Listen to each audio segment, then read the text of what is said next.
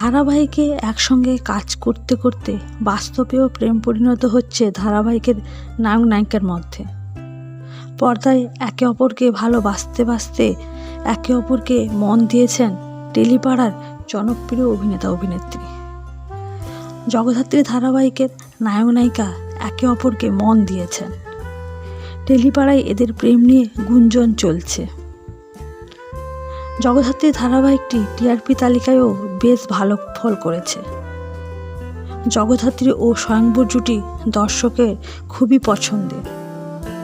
টলিপাড়ায় কান পাতলে শোনা যাচ্ছে সৌম্যদীপ ও অঙ্কিতা প্রেম করছেন।